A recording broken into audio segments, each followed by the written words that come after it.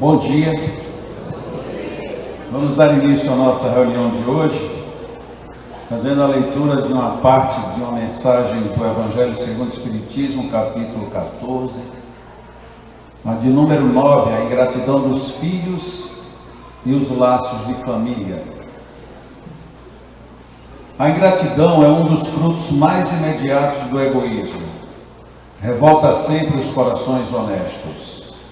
Mas a dos filhos para com os pais apresenta caráter ainda mais odioso. É especialmente desse ponto de vista que a vamos considerar, para analisar suas causas e seus efeitos. Nesse ponto, como em todos os outros, o Espiritismo projeta luz sobre um dos grandes problemas do coração humano. Quando deixa a Terra, o espírito leva consigo as paixões ou as virtudes inerentes à sua natureza e se aperfeiçoa no espaço ou permanece estacionário até que deseje ver a luz. Muitos, portanto, se vão cheios de ódios violentos e de desejos de vingança não saciados, mas é permitido que alguns dentre eles, mais adiantados do que os outros, entrevejam uma partícula da verdade, reconhecem então as funestas consequências de suas paixões e são induzidos a tomar boas resoluções. Compreendem que para chegarem a Deus só há uma senha: caridade. Ora, não há caridade sem esquecimento dos ultrajes e das injúrias. Não há caridade sem perdão, nem com o coração tomado de ódio. Então, mediante esforço extraordinário, tais espíritos conseguem observar aqueles a quem odiaram na terra. Ao vê-los, porém, a animosidade desperta no íntimo de cada um, revoltam-lhe a ideia de perdoar e, ainda mais, a de abdicarem de si mesmos, principalmente a de amarem os que talvez lhes tenham destruído a fortuna, a honra, a família. Entretanto, o coração desses infelizes está abalado. Eles hesitam, vacilam, agitados por sentimentos contrários.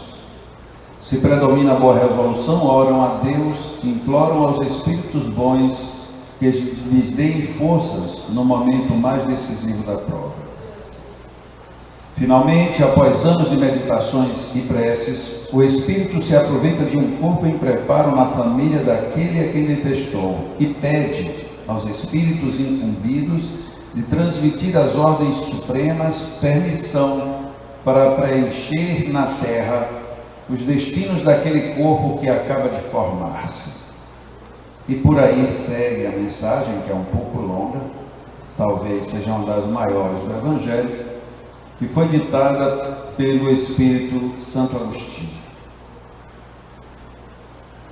Tenho uma amiga que, no presente momento, vive uma situação que a gente diz, e qualquer pessoa sabe, ser dolorosa. Sua primeira neta vem à Terra com aquilo que nós costumamos chamar, às vezes até sem refletir no termo, de portadora de deficiências físicas. Isso marca muito a qualquer um, mas marca muito mais a quem está envolvido diretamente na situação. Mas por se tratar de uma amiga extremamente querida, a quem eu devoto um apreço, um carinho muito grande, obviamente também me cabe a mim, não por dever, mas simplesmente pela emoção da proximidade, de também me sentir envolvido naquilo que nós chamamos de dor indefinida, mas que não deixa de ser tão forte quanto a maior dor que a gente possa sentir, seja no corpo, seja na alma. E ontem tive a oportunidade de conversar com a filha da minha amiga e o marido dessa filha, para conversar a dificuldade de ter recebido um bebê ainda no 6º mês de gestação, portanto, passando ainda por riscos, os chamados convencionais riscos de morte, e a bebê veio com as duas mãozinhas com má formação. E os pais, muito jovens, saudáveis, bonitos, podemos dizer assim, cheios de total ânsia de vida, de repente se sentem muito abalados pela chegada da criança. Nada mais justo esse abalo. E nada mais doloroso de se assistir, às vezes nos faltam palavras para dizer. E a amiga então pediu que eu conversasse com os seus filhos. E eu estava sem saber como era que eu ia começar a falar nesse assunto, porque é um negócio que já é delicado pela própria natureza. Então eu abri um livro que tem várias historinhas, inclusive algumas histórias, a maioria posso dizer, que são distribuídas a mancheias via internet. E uma das histórias do livro, essa que eu fui ler ontem, era uma dessas. Quando eu comecei a ler a história, eu digo, mas essa história eu já li tantas vezes e ia passar por ela. Quando eu disse para mim mesmo, não, mas para que essa pressa? Você não está lendo o livro? Leia o livro todo e, portanto, leia essa história também. E eu comecei a ler a seguinte história, que eu acredito que algumas pessoas aqui conheçam. Um homem, dono de uma loja de animais, tinha acabado de ganhar, através de uma cadela sua, uma ninhada de cachorrinhos. E o homem resolveu colocar na porta uma placa: vende-se cachorrinhos pequenos. E esse tipo de notícia normalmente atrai muito a atenção das crianças. Mal ele tinha acabado de colocar aquele aviso, entra então uma criança e diz assim: eu só vendo cachorrinhos. Ele disse: eu tenho uns cachorrinhos para vender. Ele disse: eu posso ver os cachorrinhos? E ele faz um sinal e lá vem os cachorrinhos no fundo. E 5 cachorrinhos vêm correndo, céleres, e um vem se arrastando. Num dado momento, o menino, quando vê aquele que vinha se arrastando, ele ainda perguntou: quanto custa cada cachorrinho? Ele disse: depende, varia de 30 a 50 reais. Ele disse: e aquele último? Eu quero comprar aquele. Ele disse: não, aquele você não quer comprar. Se você quer aquele eu te dou. Ele disse: mas eu não quero, eu quero comprá-lo. Ele disse: não, mas esse cachorro eu te dou, ele não vale nada. Ele disse: pois para mim ele vale tanto qualquer um outro, talvez valha até mais. Não, mas olha, ele tem uma deficiência nas pernas, ele não vai correr, ele não vai pular, ele não vai ser ágil, ele vai depender muito de que alguém cuide dele. E ele então disse: é esse daí o que eu quero. Ato contínuo, ele puxa a perna da calça e mostra que ele tinha uma perna mecânica, que ele tinha uma perna com defeito. E aí ele diz: esse cachorro, ele precisa de alguém que saiba o que ele precisa, como eu precisei de alguém que saiba da minha deficiência. O homem chora, se emociona e dá o cachorro para o menino, que lhe entrega então R$2,57, que era tudo que ele tinha. E o menino diz: todo mês eu venho deixar aqui um tanto até terminar de pagar o meu cachorro. E o homem então diz assim: que bom seria se os outros cachorros fossem comprados por pessoas que fizessem o mesmo que você vai fazer com este. E nesta reflexão, nós encontramos aí agora uma grande verdade. As pessoas que vêm para o nosso meio, elas vieram, foram escolhidas, ou elas optaram por isso? E eu conversava com a minha amiga ontem, e eu dizia exatamente isso, principalmente para sua filha e seu genro. Muitas coisas na vida, muitos momentos, nós temos a liberdade de escolher, de comprar e de pagar. E nisso a gente pode empenhar tudo aquilo que a gente tenha de valores intrínsecos. Mas tem situações em que nós não podemos comprar, porque nós fomos os escolhidos. Aquele cachorrinho, ele estava sendo escolhido por quem queria comprá-lo. Mas o meu filho, por mais que eu quisesse, ele foi quem me escolheu. E nós acabamos de ler aqui no texto, os laços de família se estabelecem principalmente nas escolhas que a gente faz. E o texto foi muito próprio. E os filhos, então, reconhecendo nos pais, os buscam, e os buscam através da reencarnação. Quando a gente tem essa visão de reencarnação, não mais como fonte de castigo ou de punição, mas como um celeiro de bênçãos e oportunidades de refazimento e reencontro, tudo que era triste, tudo que era doloroso passa a ser feliz. Não que a dor se vá, mas a essência da vida é maior. O amor toma conta de qualquer outra postura e comportamento.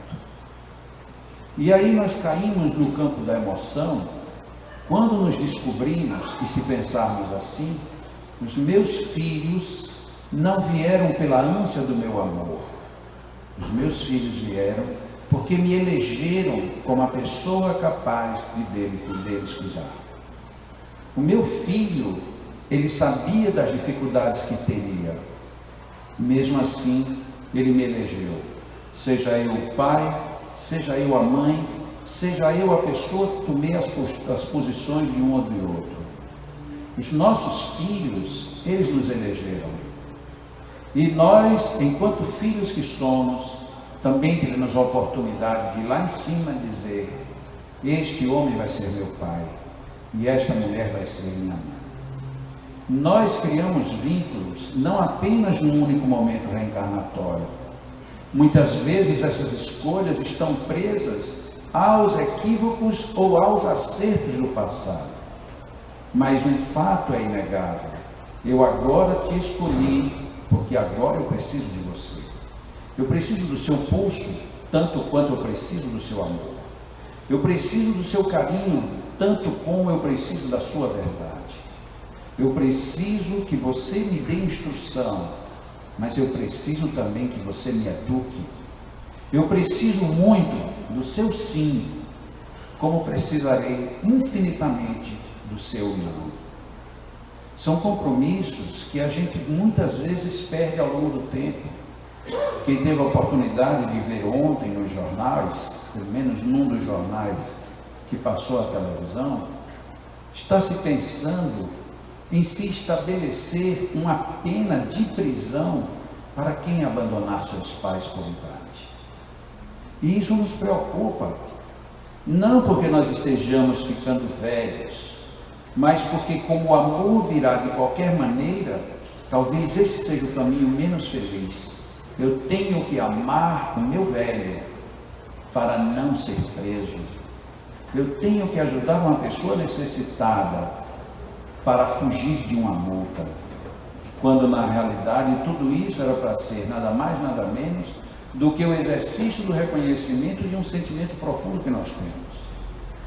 Quando nós ainda estamos atravessando da primeira infância para a adolescência e desta para a maturidade, nós julgamos ainda que tudo é uma reação hormonal. Que seja, mas esses hormônios, uma hora eles têm que ceder para a razão. E a razão, por sua vez, tem que estar equilibrada na emoção.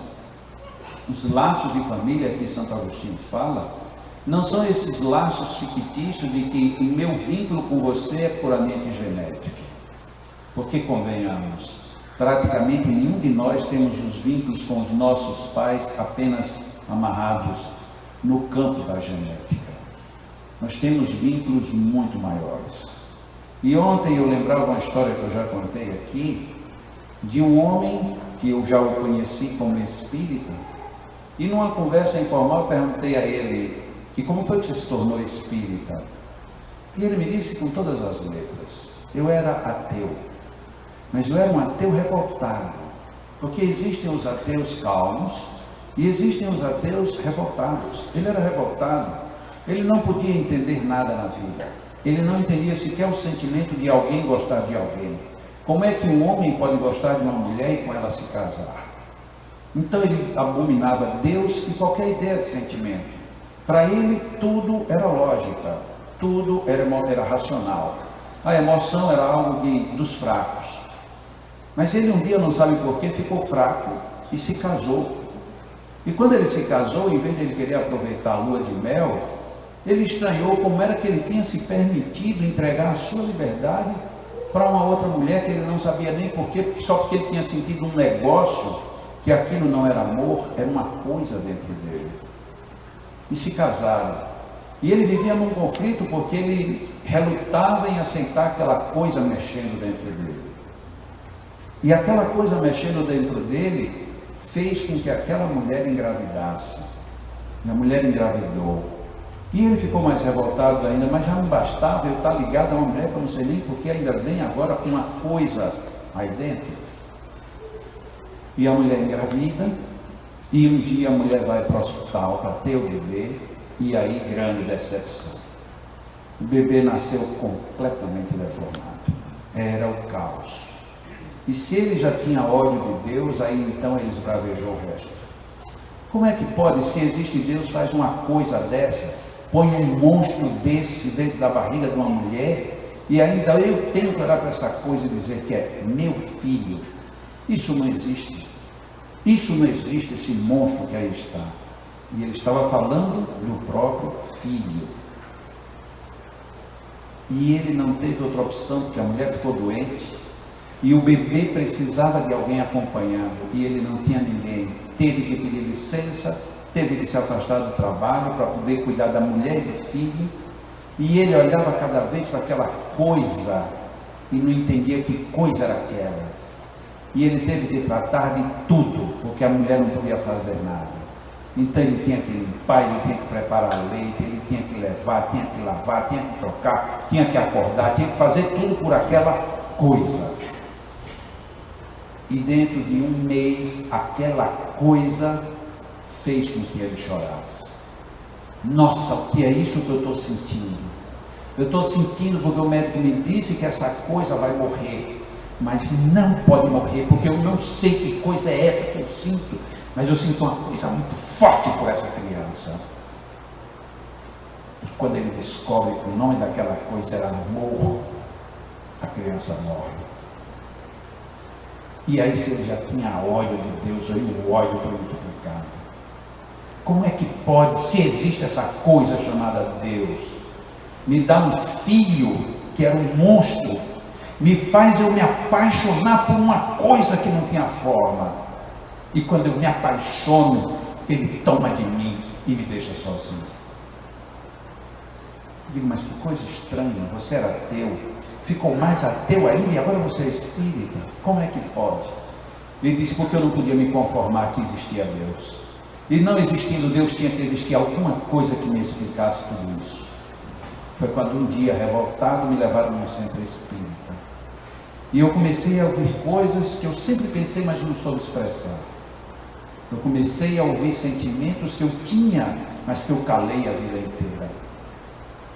Ali eu descobri. Deus me chamou para a verdade da vida. Porque na vida só existe uma única verdade, o amor. E o amor não se expressa tão forte como ele pode se expressar numa família. E aquele ser, eu tenho certeza, me dizia ele, até hoje anda comigo. Não porque eu mereça, não porque ele seja dependente de mim, mas porque aquele ser, sendo responsável por resgatar dentro de minha alma o amor, ele se tornou um ser inseparável da minha essência que se chama família. E a partir dali eu comecei a acreditar em Deus. Depois que ele me levou no último local do sofrimento, quando eu imaginava que dali ninguém mais poderia ser resgatado, foi ali que ele me resgatou. E não me resgatou nem com filosofias, nem com provas cabais de ciência. Me resgatou mexendo com a minha estrutura, onde eu não tinha coragem de chamar amor pelo nome, e amor nada mais era do que uma coisa. A força da mensagem de hoje, quando Santo Agostinho fala da ingratidão dos filhos e dos laços de família, ele está dizendo que muitas vezes a ingratidão dos filhos é algo que está acima da compreensão dos filhos e dos pais. Mas que os laços de família são tão fortes que mesmo nos desencontros e nos desentendimentos, encontramos essa coisa que se chama amor. E que é o amor não que castiga, não que condena, mas o amor, como sugere Paulo, que tudo suporta, tudo sofre, Em compensação, tudo vence, tudo aprende e tudo se ilumina. Que a nossa mensagem de hoje, para esse dia abençoado de chuva, dia 3 de julho de 2013, seja uma lição de amor profundo. Não do amor que fica com a superficializar os nossos sentidos, mas do amor grave, que nos faz, mesmo por vezes distantes, tão próximos, que absolutamente nada consegue nos afastar da essência. Sejamos filhos, sejamos pais, mas sobretudo, sejamos amantes no melhor sentido da palavra, uns dos outros. Domingo que vem agora, nós teremos Café Cultural com a Nete Guimarães. Ela vai falar sobre as potencialidades do cérebro. É uma abordagem muito rica, riquíssima. Quem já conhece a Nete sabe do que eu estou falando. Quem não conhece, talvez vai ter uma oportunidade a mais rica deste ano nos nossos cafés culturais, de vermos, sentirmos, acompanharmos um tema sério, forte, mas extremamente bem colocado. Onde tudo que nós já temos assimilado da doutrina espírita se reforça, se faz mais presente. E nós então fechamos o convite. Tem senhas aí na lanchonete para aqueles que queiram participar. Mas mesmo até no domingo, durante o café, haverá senhas de participação. Vamos agora, aproveitando esse clima de amor, de relaxamento, esse clima mais ameno que a própria natureza nos oferece, vamos posicionar nossa mente em direção a Deus, reconhecendo que todos os atos da humanidade se transformam em oportunidades de bênçãos. São favores que nos alcançam. São luzes que não nos deixam nas trevas. São bênçãos sempre fartas, apenas aguardando o nosso olhar, o nosso ouvido e a nossa entrega. Inspiremos profundamente, procurando jogar o ar na base do pulmão, comprimindo o diafragma para baixo. Retenhamos um pouco desse ar e depois liberemos, repetindo o gesto mais umas 2 vezes. Inspiremos com total profundidade de alma. Dilatemos toda a nossa região da base inferior do pulmão e liberemos o ar com gratidão à vida. Inspiremos mais uma vez, dilatemos o diafragma e liberemos o ar com profundo sentido de gratidão à vida. E enquanto respiramos, procuremos mentalizar as paisagens que nos encantam a alma, sejam paisagens bíblicas, sejam paisagens dos campos da nossa infância, de momentos felizes, de instantes em que sentimos a plenitude da vida em nós mesmos. Procuremos refletir dentro do nosso próprio mundo. Sintamos em nossa própria alma a grandiosidade da vida e da divindade. Nos entreguemos confiantes de que Deus está conosco o tempo inteiro. E aqui neste momento, nós contamos com tantos espíritos bons a nos auxiliar. Existem tantos espíritos iluminados a nos oferecer apoio, ajuda. a sussurrar em nossos ouvidos psíquicos: meu filho, meu irmão, minha filha, minha irmã. Que bom que aqui estamos, para assim como as plantas que recebem a água do céu, aqui estamos a receber as bênçãos do infinito, a nos ajudar na recomposição de nossas estruturas emocionais, de nossas dores físicas e dos nossos problemas mentais. E oremos mentalmente pedindo a Deus que nos dê forças. Lembremos-nos do nosso anjo protetor. Peçamos a Ele que nos envolva. Peçamos a Ele que nos ajude na nossa audição psíquica, para que nos momentos graves da vida saibamos ouvi-los. E neste instante, unindo as energias do mundo espiritual que nos envolve, os nossos amigos magnetizadores encarnados liberam energias e fluidos que nos ajudam e ajudarão na recomposição de todas as nossas necessidades do momento. São tantas bênçãos, são tantos fluidos, tanta energia a nos envolver neste momento. Entreguemos-nos, recebamos, alberguemos em nós mesmos tudo isto.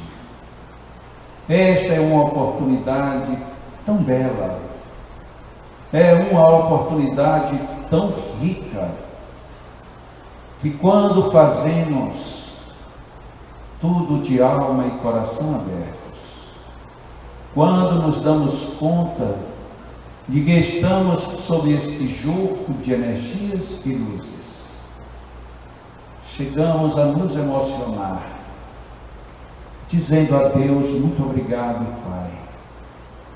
Que essas energias continuem derramando, sendo derramadas sobre as nossas almas.